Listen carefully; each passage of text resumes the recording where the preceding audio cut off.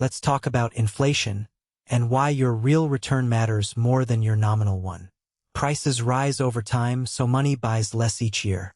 If you earn 8% but prices rise 3%, you are not really 8% richer. The rate you see is the nominal rate. The rate after inflation is the real rate. The Fisher equation links the two. Inflation is the steady rise in the general price level. Suppose a basket of goods costs $100 today.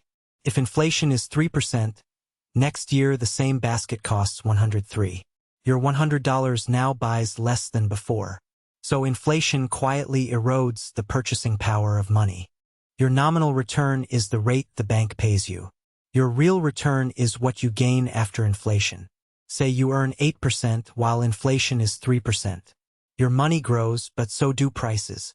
Your real gain is only about 4.85%. Real return is what truly makes you wealthier. The Fisher equation ties nominal, real, and inflation together. 1 plus the nominal rate equals 1 plus the real rate times 1 plus inflation. In symbols, 1 plus I equals 1 plus R times 1 plus pi.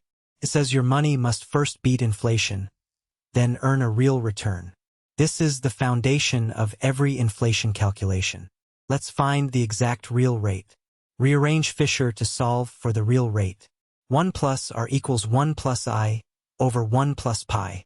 With nominal 8% and inflation 3%, that is 1.08 over 1.03.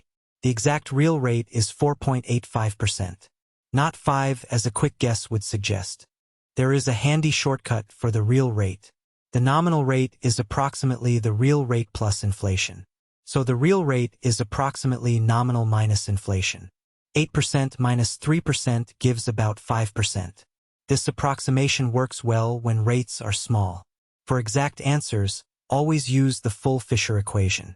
We can also back out the inflation rate. Rearrange Fisher to solve for pi. 1 plus pi equals 1 plus I over 1 plus R. With nominal 8% and real 4.85%, we get 1.03. So the implied inflation rate is 3%. Markets use this to read expected inflation. Many savings plans are linked to the Consumer Price Index. You invest $5,000 for 3 years. The real rate is 4.2% and inflation is 2.5%. Your money grows by both the real rate and inflation. That is 5,000 times 1.042 times 1.025 to the power 3. After 3 years, you have $6,092. Two investors both earn 10% this year. But one lives with 2% inflation, the other with 9%. The first gains almost 8% in real terms. The second gains less than 1% in real terms. Same nominal return, very different real wealth. Always judge an investment by its real return. Let's recap inflation and the Fisher equation. The Fisher equation links nominal, real, and inflation. The exact real rate divides 1 plus nominal by 1 plus inflation. A quick estimate is simply nominal minus inflation. And you can rearrange it to find implied inflation. Real return is what truly grows your wealth. Quick quiz, test yourself. You invest $5,000 for 3 years at a real rate of 4.2%, with inflation of 2.5%, so what is the final value? Here are your 4 options. Pause the video and solve it now. The correct answer is B, $6,092. The money grows by 1.042 times 1.025 over 3 years. Quick quiz, test yourself. Your nominal return is 8% and inflation is 3%, so what is the exact real rate? Here are your 4 options. Pause the video and solve it now. The correct answer is A, 4.85%. We divide 1.08 by 1.03, then subtract 1. Quick quiz, test yourself. Your nominal return is 8% and your real return is 4.85%, so what is the implied inflation rate? Here are your 4 options. Pause the video and solve it now. The correct answer is B, 3%. We divide 1.08 by 1.0485, then subtract 1. Quick quiz, test yourself. Using the quick approximation, if the nominal rate is 8% and inflation is 3%, what is the approximate real rate? Here are your 4 options. Pause the video and solve it now. The correct answer is C, about 5%. The approximation is simply nominal minus inflation, 8 minus 3. Quick quiz, test yourself. An index-linked deposit of $1,000 grows to $2,000 in 4 years, with inflation of 5%, so what is the real annual rate? Here are your 4 options. Pause the video and solve it now. The correct answer is B, 13.26%.